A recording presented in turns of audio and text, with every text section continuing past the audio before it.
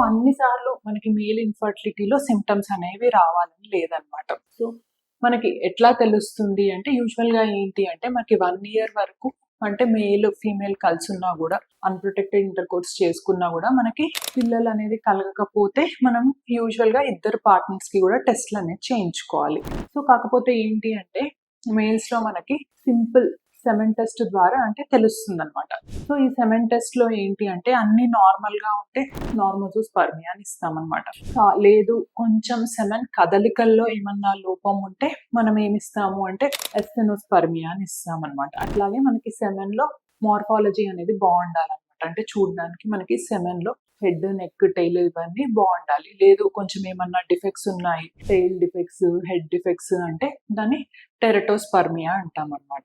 So ఇట్లా ఏమన్నా problems ఉండొచ్చు. సో నెక్స్ట్ మనకి మేల్‌లో ఎందుకు ఇబ్బందులు ఉండొచ్చు అంటే సో అది హార్మోనల్ ఇష్యూస్ అనేవి కావచ్చనమాట. సో మనకి సెమెన్ ప్రొడ్యూస్ చేసే హార్మోన్స్ పిట్యూటరీ గ్లాండ్ నుంచి వస్తాయి కదా!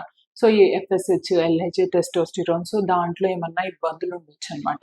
లేదు మనకి ఇంకొన్ని సార్లు ఏంటి అంటే టెస్టిస్ అనేది దాని ఒరిజినల్ పొజిషన్‌లో ఉండకుండా అన్‌డిసెంటెడ్ టెస్టిస్ లాగా ఉండొచ్చనమాట. నెక్స్ట్ వచ్చేసరికి ఇంకా కొన్నిసార్లు ఏంటి అంటే మనకి సెమెన్ ప్రొడక్షన్‌లో గూడా ఇబ్బందులు.